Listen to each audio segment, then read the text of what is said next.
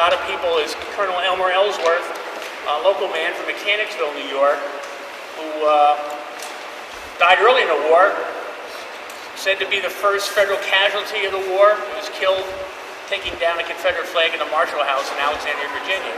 Well, the best way to do this, I guess, is to work our way through this. And after I'm finished speaking, you can go back and appreciate if you read the label. You spent a lot of time putting that together. Over in the corner here, this large painting of Colonel Ellsworth dates back to probably around when this was actually done. We don't know where it came from actually into the collection. Excuse me. I don't know how we're going to do this. A lot of people either follow me around or get an umbrella like in London. Hey. You want to move in over this way toward these cases, please? Anybody have any questions, just jump in. The jacket in this case is of a nice New York Zouave and Fez out of our collection. Again, it's been in part of the museum since, I'm going to say 1863, 1864. In the front of the case, we have a pipe that was made by a member of the 9th New York, and I kind of like this pipe. If you look over later on in the Vietnam section, there's a jacket there. That when I was in the service, we used to call these jackets, the Navy called them cruise jackets, we call them I just got here jackets. Because the guys would put the patches on the back, you know, the Westpac cruise or Eastpac cruise. Well, this pipe is kind of like I just got here pipe. If you look at it real close, the gentleman carved all the battles and actions that he was in are carved all over this pipe, and his name is on it, and spent a lot of time on that. Fez, again, out of the collection. Unknown who these belong to. The paintings, we borrowed some paintings graciously from Ron on various Zouave units, in this case at 5th New York, which if you turn around you see all these guys back here dressed up as 5th New York Zouaves. We also have some original watercolors from our collection from a gentleman named McAfee, excuse me, William McAfee, who painted 5th New York Zouaves down in Baltimore, I believe. This is somewhat of a rare coat, a rare uniform coat. This is of a field officer of the 11th New York Fire Zouaves, Colonel Ellsworth's regiment. If you notice the colonel's coat back here, you can see the bullet hole in his chest. I'm going to get that in a minute. Better cut of material, and he was the colonel. This guy was probably a lieutenant or a captain. The good colonel's sword is sitting out here in this tabletop case. He had several swords. I know of one in the Chicago Historical Society. What's interesting about this was given to him by a gentleman who worked for a company that imported swords from France. And this here has the patented collapsible scabbard. If you look at it, it's a lot smaller. So when you pulled your sword out of it, the scabbard would actually collapse, so it would be out of your way, or you're sitting down for some reason. And it was kind of like an endorsement, I think, at the time. Like somebody in a baseball team or football team, they would endorse, Colonel Ellsworth endorsed a collapsible scabbard. I mentioned Colonel Ellsworth earlier. The reason I'm jumping around is the way the cases are set up. Colonel Ellsworth, I'm not sure how this worked out. At one time, he had clerked with Abraham Lincoln and his law firm in Illinois. And I believe that might have been before he formed the Chicago Zouaves, which was a unit that performed these intricate Zouave drills. They were nationally known. They toured around the U.S., including Albany, New York City, Buffalo, Rochester, I believe.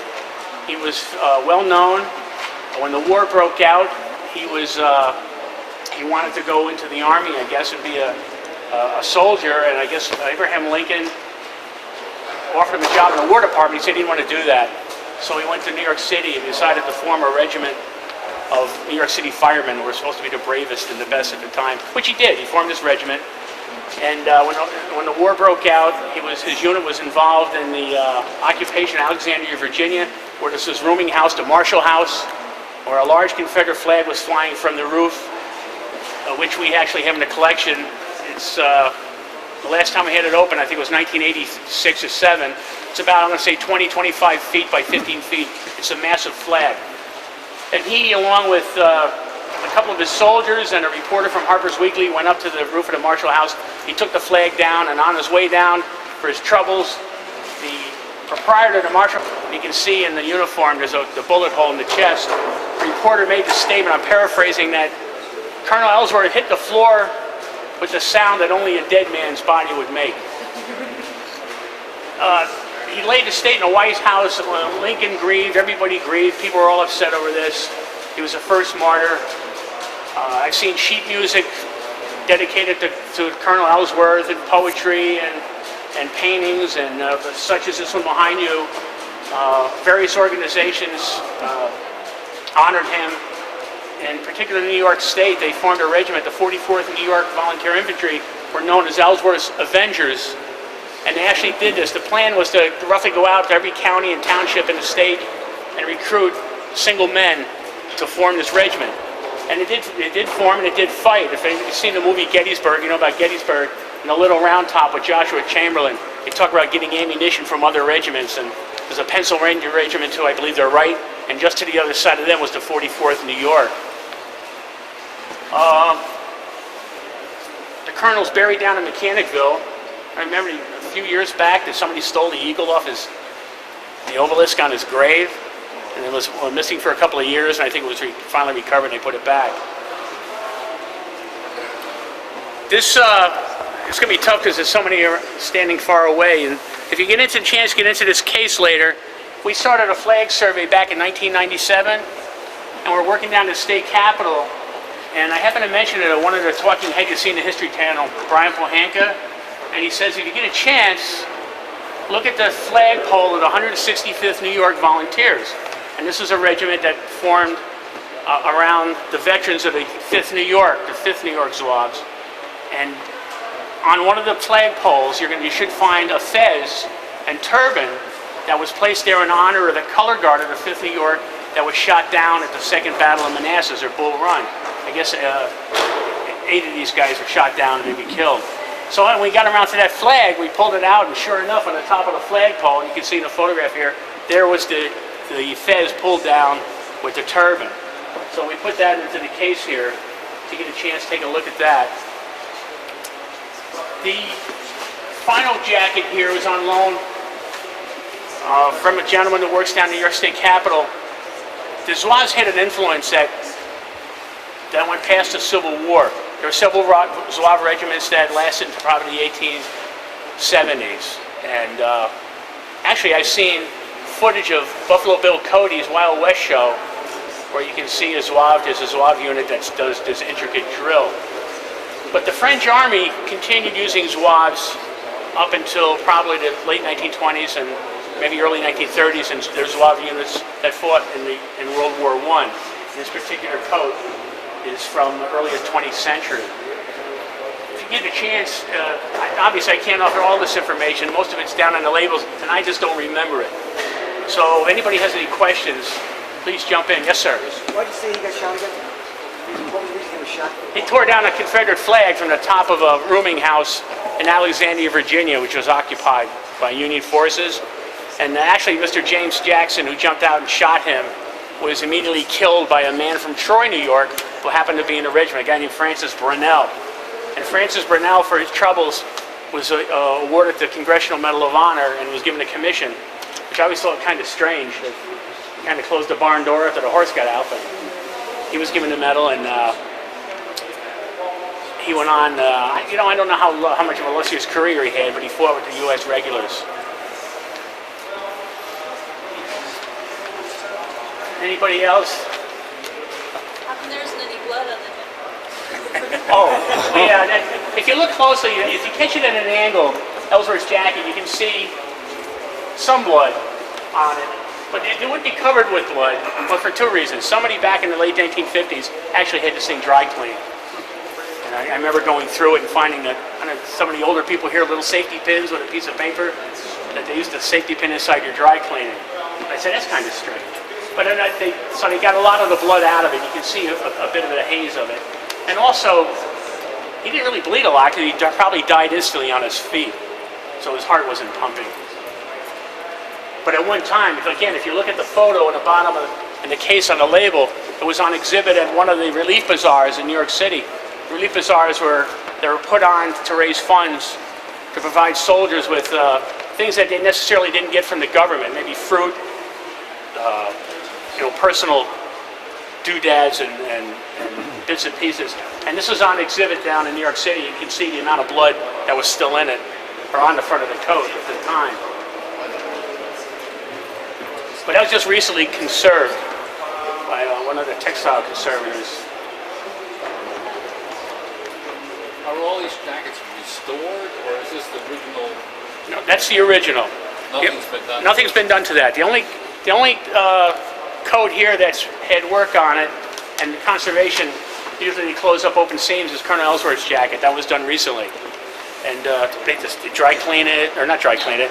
They particulate, vacuum it, and maybe stitch up seams. And there's some moth damage around the bottom. If you look at it, you can see where they backed it with similar material. But that's that. Yeah, that's the only piece that's been treated. Well, take time, folks, and walk around. And again, thank you for coming. Please, read the label. If you have any questions, you can read myself or Courtney or Chris Moore's running around here also somewhere. These presentation swords and so on seem very elaborate. Any idea the relative cost of these things today? Oh, today? I think some of them go for tens of thousands of dollars. No, I mean, you couldn't make something like this today, or it would. Well, I think you probably could. I think a lot of it has a connection. If this was just a field and staff officer's sword in the Civil War, it's probably about an $800, $900, maybe a $1,200 sword. But with the, being belonging to Colonel Elmer Ellsworth, it goes up. There are more people taking sport. Look for that uniform. But I could do that in a follow-up letter to those principals. In addition, this is another service.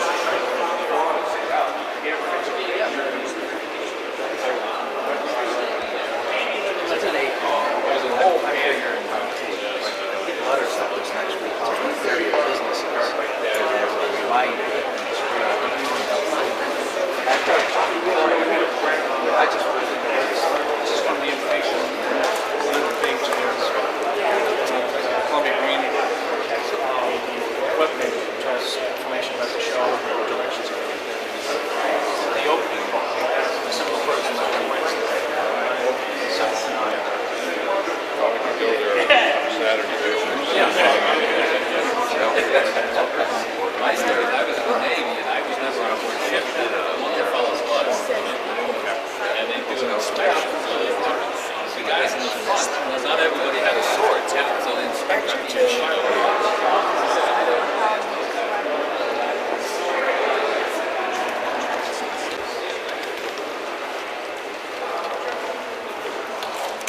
Actually, it's a picture of my wife and I. That's what they would carry 10 family around. Yes, thank you.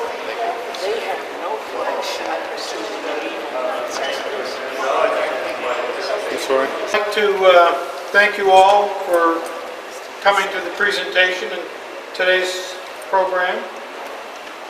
It's my pleasure now to introduce our next speaker.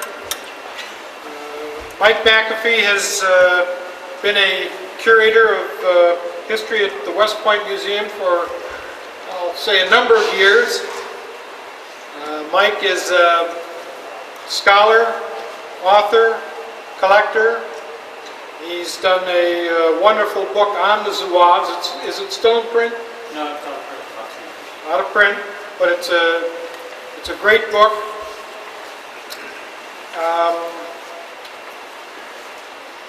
His talk today is going to be why Zouaves, how they came to be in the U.S. Army. And my pleasure again, Mike McAfee.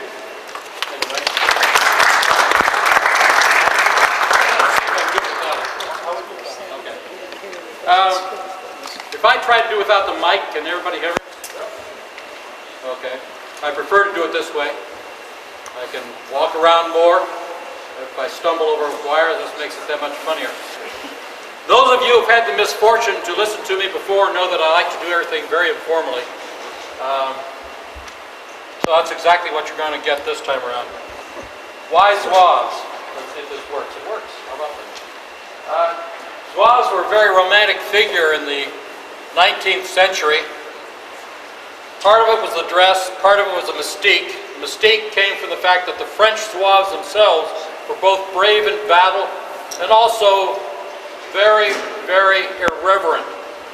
They had no respect for an officer who didn't prove himself in battle. In other words, just having a bar on your shoulder, and in the case of the French army, an extra piece of galon on the sleeve, does not make a good soldier. And so the French Zouave, above anything else, was an imp in an army. This drawing, called Extra Ration, typifies a lot of what we know about the Zouaves, at least in the French army, if not in the American army, was that they were rascals. They would steal, they would plunder, they would do whatever they wanted, as long as they had the right to fight in battle. Now these two prints that I just put up are actually small prints that were done by Winslow Homer during the American Civil War, and came from the notes that he made when he sketched the 5th New York in 1862 during the Peninsula Campaign. So most of his Zouave paintings, Zouave drawings, show the 5th New York because that was the particular regiment that he was actually with when he was in the field in 1862. They were done at later dates. And so if I've had people who do research, they'll take a Winslow Homer painting that shows a Zouave in 1864. It doesn't mean anything because he made the notes for that particular painting back in 1862. So in 1864, the Zouave may no longer have looked like that at all. So if you're doing uniform research, you've got to remember that sort of thing. But why Zouaves? Well, in my book, Zouaves, the First and the Bravest, I really only took it back to the war in Italy in 1859 because that was when French Zouaves really got a lot of notoriety in the American press.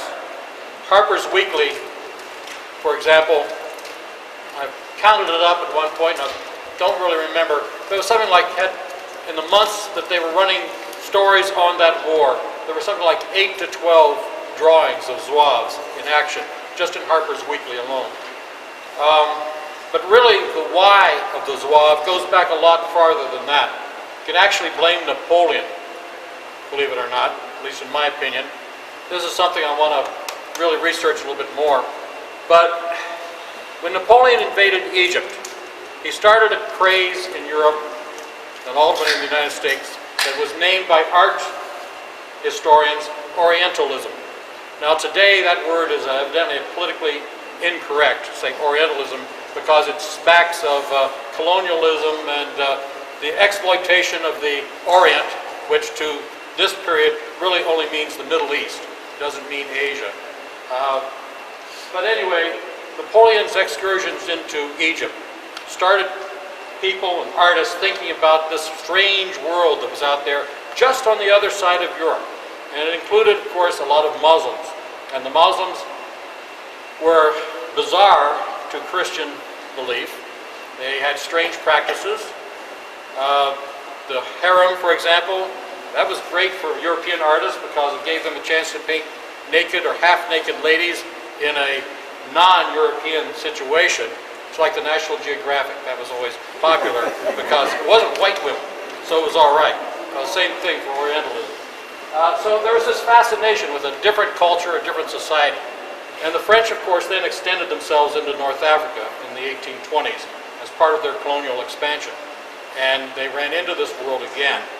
And you ran into the Arab world with the Arab dress, the Arab ways of thinking. And if anybody has experience with Arab world and knows how to treat them, it's the French. And I'm not going to say anything more about that.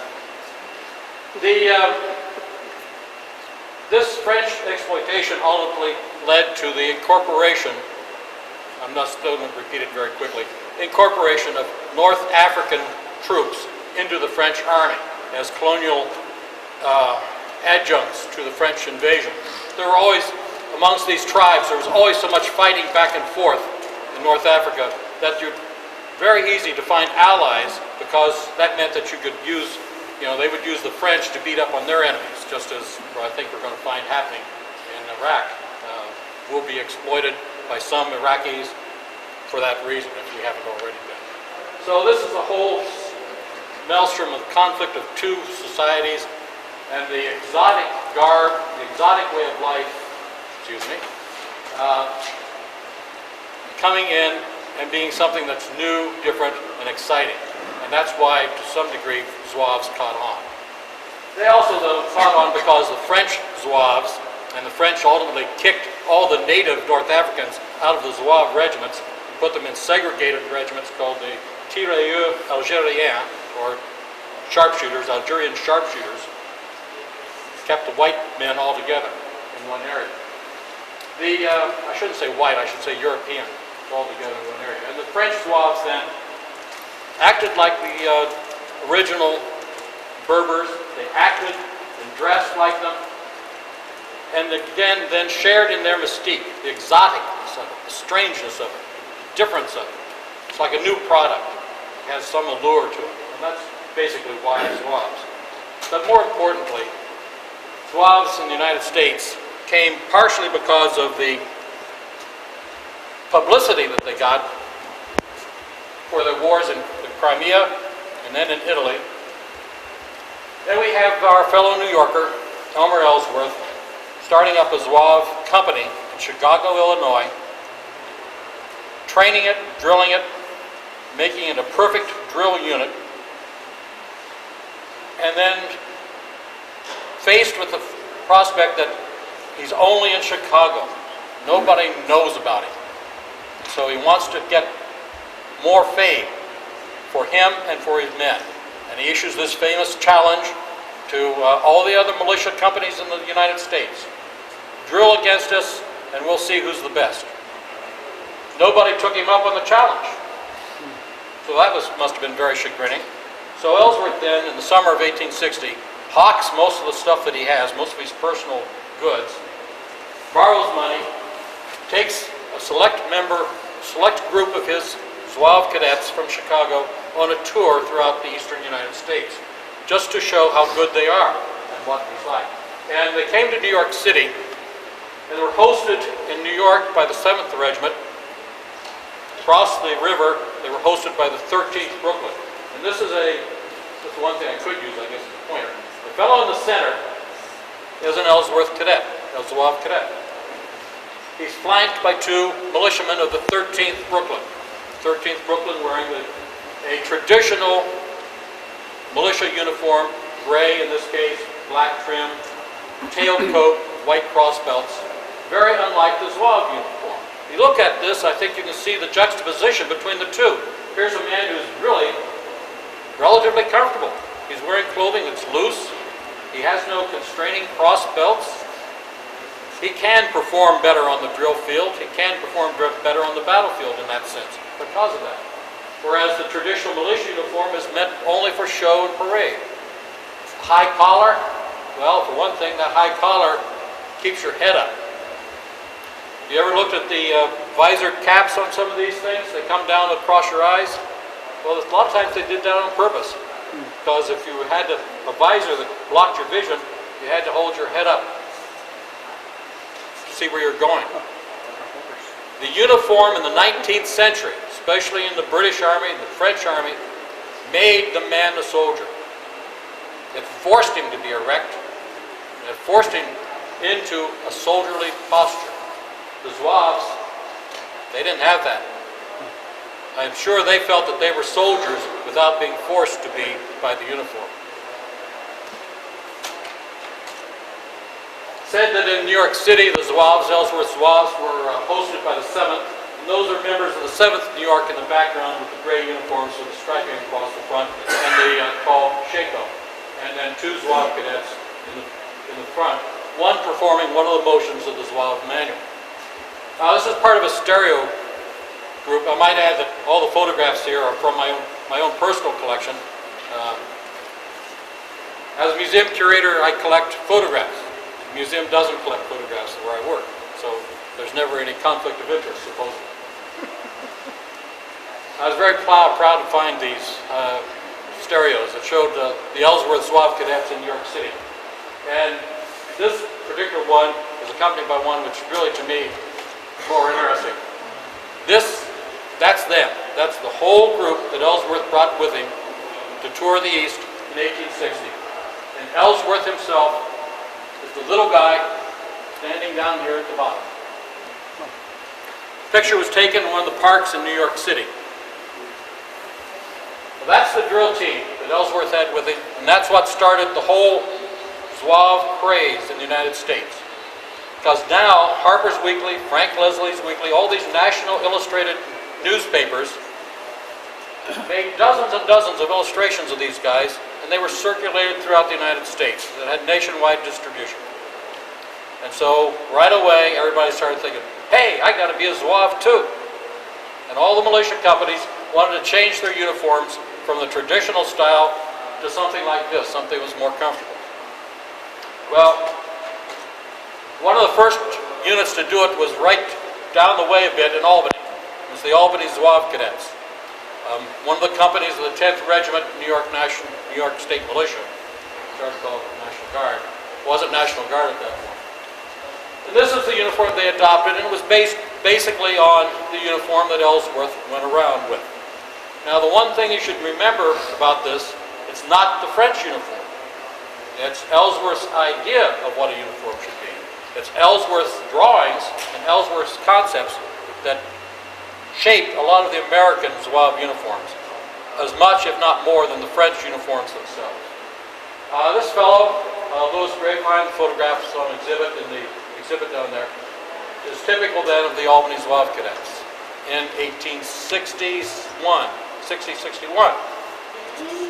I've since found photographs that show them in a later time in a different uniform that I'm not exactly sure what it is, and so I'm not showing anybody what it is yet. In New York City, there was a private company formed called the New York Zouaves, and it was formed by a man named Rush Hawkins, who was a businessman and book collector, book dealer as well, in New York City, and they came up with their own little bylaws. And this is one of them. I'm sorry the slide's so dark. The one thing you might want to look for is his waist belt. There's a flaming bomb. That's the waist belt of the French Imperial Guard, basically. The flaming bomb insignia. The little blanket roll on the back, that's just a dummy. It's really not a blanket. It's not big enough to be a true blanket. So it's just there as part of their drill uniform. Very small, inefficient knapsack, box knapsack, and basically either a very thin blanket or a fake blanket on top. But this was the uniform that another regiment wore in 1861 when it actually went to war. Again, apologize for the darkness. This is the 9th New York, the Hawkins Zouaves that were formed in 1861. They went to war, first guys in the uniforms based on those of the New York Zouaves, a private organization. Then they became a volunteer regiment, and they adopted this uniform, and there's one on exhibit that you can look at. What's significant about that uniform is that ultimately, this is the uniform that the federal government decides is the Zouave uniform that the federal government is going to manufacture and give to Zouave regiments after 1863, especially. And it's a very simple uniform. The jacket is basically like the French Zouave jacket, but the rest of it is much modified. The trousers are not true Zouave trousers, for example. They use, most of the time, the Hawkins Zouaves wore either black or white gaiters and did not have the jambière, the leather cuffs that these fellows from the 5th New York are wearing when you look at them. These are called jambière, and they're a soft calf skin, at least the originals were, that help keep the pants in place and then hold down the gaiters so that they don't slip down. Of course, in the French Army, the gaiters were form-fitted. That's another thing. Even upstate New York, in Syracuse, there was a Zouave company formed. Syracuse Zouaves, not Syracuse, I'm sorry. Syracuse Zouaves became part of the 3rd New York. This is Rochester. This is over in Rochester. They have a light blue uniform with red trim. It was Company A of the 51st New York State Militia. They actually went into, I believe, the 122nd New York Volunteers and fought during the war as regular soldiers, not as Zouaves. But again, you can see a very distinctly designed uniform, not a French uniform at all, but something that was Americanized. But the same basic idea, a loose, open garment, no constraining cross belts like you find on most militia uniforms. Well, Ellsworth conducted this tour. It was very successful. He went through most of the major cities on the East Coast, even went to West Point.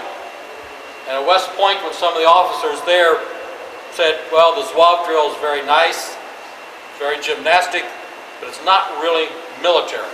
It's not what we would use on the battlefield. So Ellsworth then had his men perform the Hardee drill and the Scott drill. So that they showed, yeah, we do the fancy Zouave stuff, but we know how to be soldiers as well.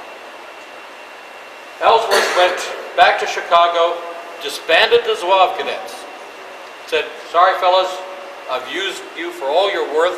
I'm going to try to find something better to do. And he went into law practice.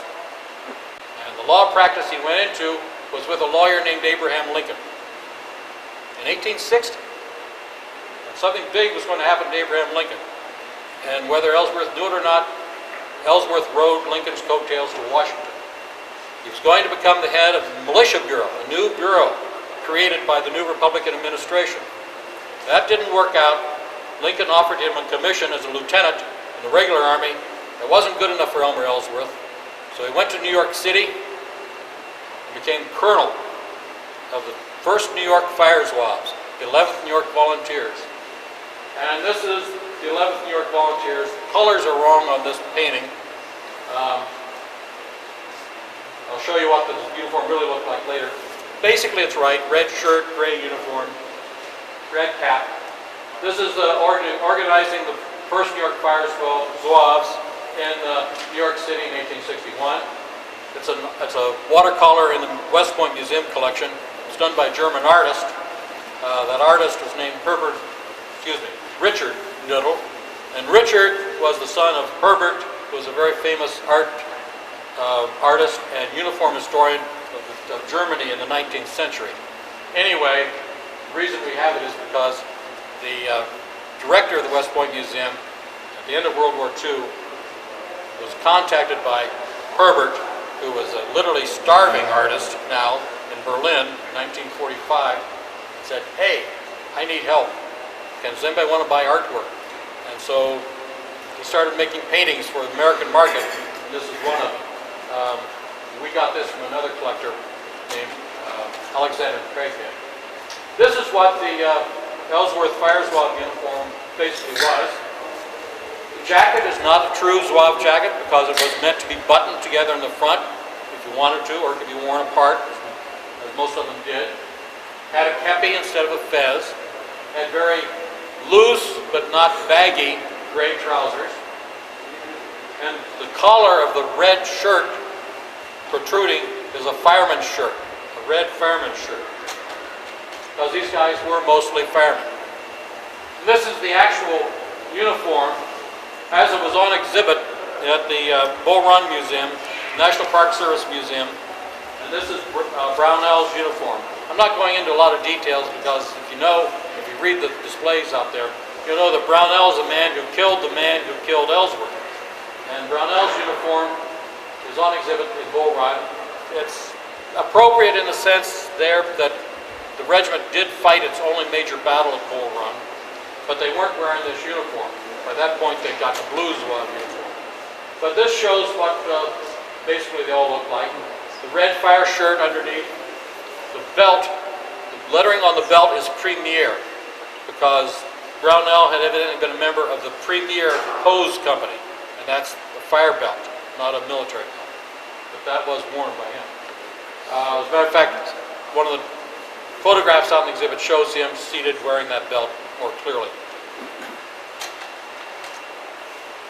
Somebody else in New York City got into the Zouave craze, you might say, and that was some of the displaced Irishmen. There are a lot of Irish in New York City. This fellow, his name was Marr. becomes General Marr later on, or Meagher, as we like to say in the United States, but his name is Marr. And he was a member of a private organization called the Phoenix Zouaves in New York City. And they were Irish Americans who uniformed themselves as Zouaves and drilled and trained, but were not a part of the New York State militia system because basically they were drilling and training for when they invaded Ireland and kicked the British out. And Marr and his Phoenix Zouaves then got involved in our war, because in 1861, Marr becomes captain of Company K of the 69th New York State Militia. And this is Marr outside of Washington with some of his Irish Zouaves, as they were called, that company in the 69th New York State Militia. They did fight at Bull Run. Don Troiani has done an excellent painting of that, if you ever want to see what it looked like, some of that fight. Marr, of course, goes on to become a general, commander of the Irish Brigade, and a very famous name in the American Civil War. The Zouaves here are wearing, again, an Americanized Zouave uniform, light blue trousers, no baggy red pants. But somebody who right away tried to wear at least the full French Zouave uniform was the 5th New York. Abram Duryea, again, a militia officer, he had been colonel of the 7th New York Militia in New York City, formed the 5th New York, the Duryea Zouaves, and tried to uniform them as true French Zouaves, with the baggy red trousers, the white gaiters, fezzes, the whole bit. This is a group of them lined up at Fort Monroe in 1861. Here's another more casual group. I like these views because they're just hanging around, being themselves. They're cooking something in the pot there, standing around chopping wood, looking at the photographer. Here they are again. The two guys toward the right side of the picture have taken their turbans and unwrapped them and are using them like havelocks or sun shields underneath their fezzes. I got into this because I liked uniforms as a kid. Got me studying military history, and that convinced me right away, hey, the uniforms are great, but I don't want to be a soldier. That's a dangerous business. So I became a museum curator instead. And what's always intrigued me, there's something here we don't know. See the guy right there? That rickracks on his jacket, that shows up in the photographs. We don't know why or what they are. See, a lot of things that sometimes we know and sometimes we don't know. But what we do know is that these uniforms presented a problem because they didn't look right. The trousers didn't fit right and such. And when they complained to the tailor in New York City, he said, well, they would have fit better if the soldiers didn't wear regular trousers underneath them. Evidently, you couldn't get them out of the habit of wearing regular trousers. All those loose things were just too much for them. This is a fake amputation scene that's being practiced with a surgeon and a Zouave holding a saw ready to hack off an arm. The non-commissioned staff of the 5th New York having lunch. And then the commissioned staff of the 5th New York standing around a porch. Duryea is the man with his hand on the table, standing on the right. The man seated looking at him is the chaplain of the unit. The tall man behind is the regimental adjutant. The Zouave with the musket on his shoulder is not even wearing a fez, he's wearing a brimmed hat. And the fellow using the telescope is a personal acquaintance of mine, indirectly. His name was Gouverneur Kemble Warren, and he was a graduate of West Point.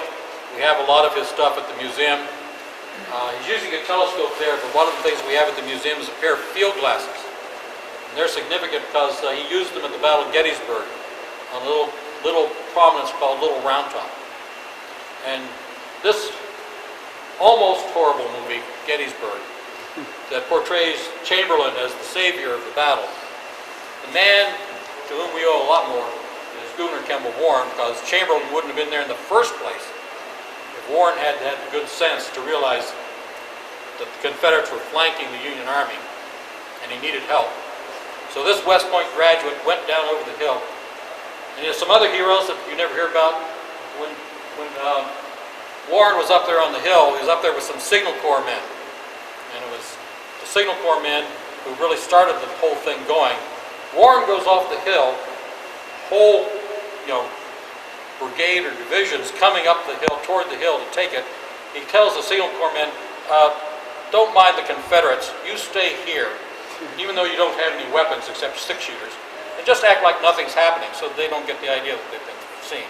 And they did. Warren rides down the other side of the hill. By the way, he was a Zouave in the sense, even though he's a regular Army soldier. He had been a Zouave commander. And that cap he's wearing, he continued to wear it throughout the war. We have it in the museum. And every time he got a promotion, he just added a little bit more gold to it. Well, anyway, he rides down the side of the hill. He comes across another officer, another colonel, a colonel in this case, bringing up some men. It just happens they knew each other from West Point. He says to that guy, hey, I know you're supposed to go over there to the wheat field, but we need you here. Because they were fellow officers and they knew each other, they're West Point graduates, they knew it was important. So they diverted this brigade up to Round Top that happened to include the 20th Maine and Joshua Chamberlain. They're the heroes, in my opinion. Warren, who had the sense to realize what was happening. The Signal Corps men, who had the bravery to stay there and keep waving their flags when the whole Confederate Army was coming up the hill at them. And then the guys that actually went up there, the whole brigade, not just one regiment.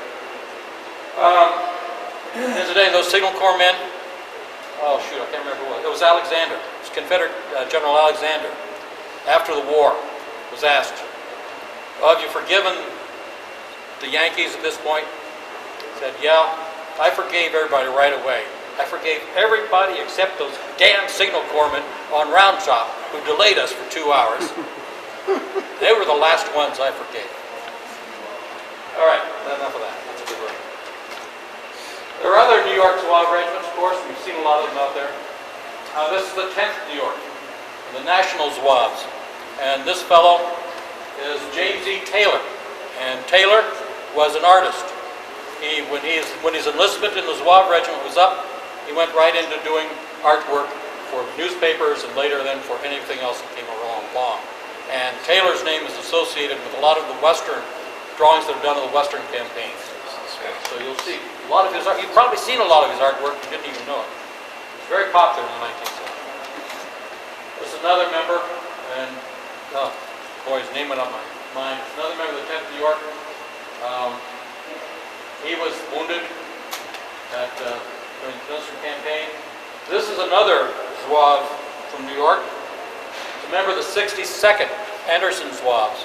And this fellow's name was Charles Morse, and he got the Medal of Honor, received the Medal of Honor for capturing Confederate flag at the Battle of Wilderness. Very interesting unit. They actually had, they're called the Anderson Zouaves, on the drums of the tombeau, the trim on the cup of the sides of the jacket. I'll show you that in a minute. They had actually embroidered A and Z for Anderson Zouaves. Too dark to look at. I told you about the Hawkins Zouave uniform being the one that was adopted by the federal government. And this is an example right here. This is not the 9th New York. This is the 164th New York. They got this uniform actually in 1864. And it was the Hawkins Zouave uniform. And this is a group of the soldiers doing things that weren't very Christian, playing cards. There's a bottle of some intoxicating beverage sticking out of the one guy's pocket on the left. You can see it there. So they were emulating the French Zouaves as best they could. One of my favorite photographs, again, it's a Duryea Zouave. It was taken at the end of the Duryea Zouaves enlistment. Totally fake. You know, this guy's not wounded. They're moving out of their camp before they go on to the final campaign, or their final campaign in the spring of 1863. The photographer took advantage of it to make a very nice picture of a wounded Zouave. But that's the Duryea Zouave uniform at the end of the war. You can see the jambière, the leather cuffs. Because they're yellow, or yellowish, you look at the ones that our Zouaves here are wearing, see how yellow they look? One of the things about this photographic process is quite often yellow photographs black. And that's why they look black. Don't ask me why. That's something for physicists to explain. And finally, show you the last Duryea Zouave uniform. This is a uniform that we had in the museum on loan for a while, and it had actually been created and worn by a veteran. It was worn right up until the 1920s by this guy. And it's an almost exact copy of the original Duryea uniform. There are a few minor details, but basically this is what they look like. He had this thing, he wore it in every parade, every Veterans Day parade. Well, actually, it would have been for Memorial Day at that point. Yeah, do you realize, I get so tired of people writing into things like the Civil War News and such and saying that, Southern history is always being defamed, the victor is always right, the victory, write the history and say how it's supposed to be. Do you realize that what we call today Memorial Day started in the North as Decoration Day, and in the South it was called Memorial Day, and they've even won that. We even named it a holiday. I think my point of view is obviously, well, I don't try to hide it. Traitors are traitors. Simple as that. This is a real Zouave. I don't know exactly what it is. I bought it off eBay. It was made in the 20th century. It might have been made for some fancy waiter in a Parisian, restaurant. But they knew what they were making because every aspect of it is exactly the way true French Zouave uniform is. You can come up and look at it here later. Notice these cuffs. On American Zouave jackets, inevitably, they just have a basic button cuff the way our shirts are. But on the French Army, they were slashed all the way up to the elbow, and they were fastened with hooks and eyes, not with buttons. And as far as I know, probably the reason for that was so that you really could roll them all the way back if you wanted to still wear the jacket and not overheat in the sun. Note the way the tombeau, this is called a tombeau. Tombeau in French means drum, and that comes from this. And these are false pockets. There are no pockets there, but they're made like this, so they're false pockets. And this is the way true French Zouave uniform would have been made, very carefully. Remember, this is at a time when all this stuff was done basically by hand. And if you can imagine the thousands and thousands of these that had to be produced by French women, stitching. It's unbelievable. And this is exactly the way an 1860s French Zouave uniform would have been made, except for the lining. It has a modern type lining. So you can actually hold and feel what a real Zouave uniform looks like. Here, with this one. Since it's not, in my opinion, a historic object, we can play with it. I didn't know that they had one of these on exhibit, so I brought one anyway. This is the Veterans Medal of the 62nd. And what's really neat about it is, of course, it has the 6th Corps. They served in the 6th Corps in the Army of the Potomac as the top part of the brooch part of the pin, and then the pendant is a sculpted Zouave at the ready. So again, you can take a close look at that. Again, these are from my personal collection. I have no idea what this is, other than it had to do with the Zouave cadets. And it is the original piece, probably some sort of medallion given out to them, that was has Ellsworth Zouave cadets up here, and then Governor's Guard. The company was also known as the Governor's Guard in Illinois. If you look at this, you can see all the symbolism of that unit.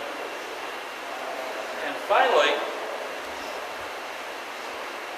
children in the 19th century were allowed to play with war toys. And these are some. These are little flat figures of the Ellsworth Swaps. It's made in Germany and has a color lithograph on the top showing Battle of Bull Run with the Zouaves in their gray uniforms, and then the instructions on how to play the game on the other side. So something I picked up in my travels through the years that you can look at. Now if there are any questions, I probably talked about the right length of time. If there are any questions, yes sir. I was wondering if you could speak a little about patent use of, say, like a Zouave battalion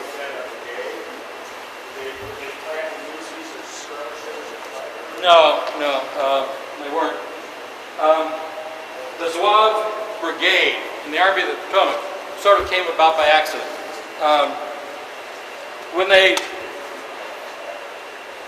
they brigaded Durier's 5th New York, put it into a brigade, they put it in with the regular army in the 5th Corps. And so you had this volunteer group of soldiers with a bunch of regulars. And of course the regulars thought, volunteers no good. Until finally at one of the battles, as the 5th New York came under intense fire, they were losing men right and left, dropping out of the ranks. And the ranks were getting out of order, they were getting broken. So the officer in charge stopped the regiment under fire so that they could put their ranks back together properly, under fire.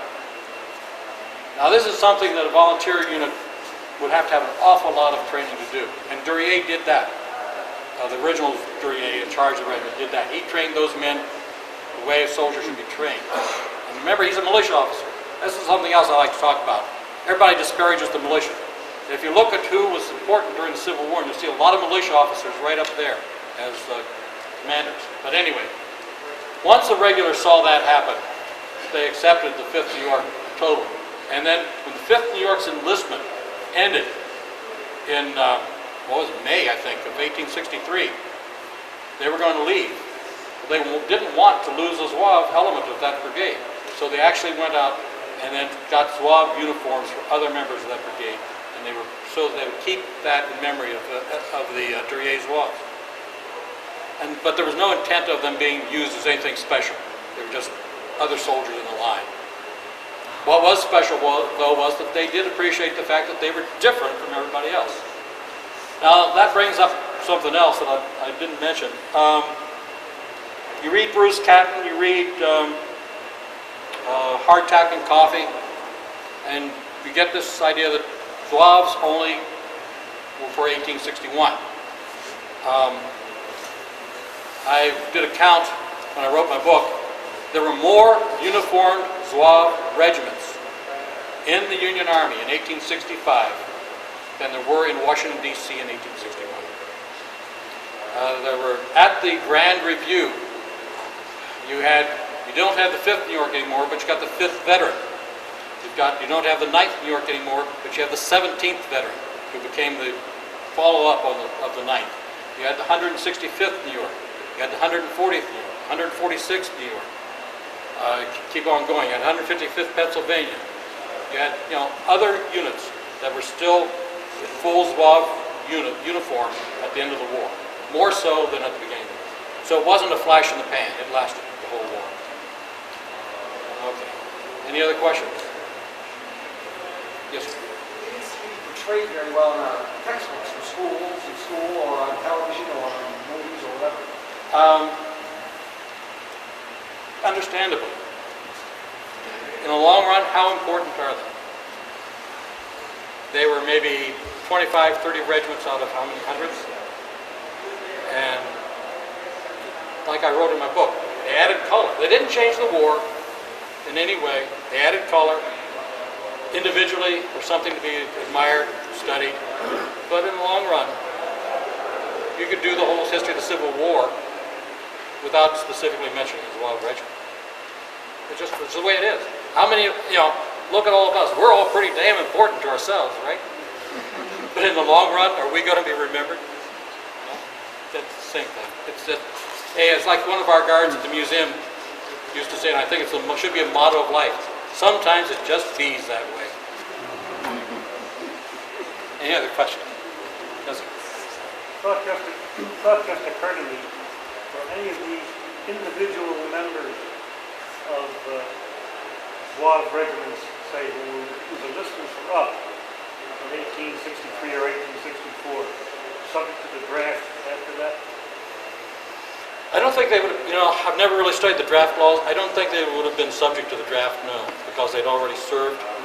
But a lot of them, an awful lot of them, went into other regiments. Well, I mentioned the 5th Veteran. If you go back to some of the regiments that were serving at at Gettysburg, after these enlistments, you'll find that men had been transferred into other regiments because they still had enlistments to serve. And then, of course, an awful lot of them re-volunteered. So, it's like anything in history. I mean, people seem to talk like this a lot anymore, that you never heard of this, you never heard of that. There is so much that we don't know about that's happened in the past. That don't let it bother you. You're never going to know about all of it on. Somebody will, people I think that experts are experts because of what they know. I don't think so. I think that the true expert is the person who knows what he doesn't know. And if you know what you're missing in your knowledge, then you must know enough about the rest of it to know. And I know I'm missing an awful lot. What's the derivation of that word? It was from an Arabic tongue. It was a special tribe. It was the Zouave something tribe, and it was just shortened to Zouave, so we could say it. It's like trying to speak Chinese. Have you ever tried to speak Chinese? Anything else? A French teacher of mine once said, the trouble with foreign languages, you have to make sounds that you normally don't make in polite company. Okay, if there are no more questions, you're free to come up and look at my stuff. Play gently with it.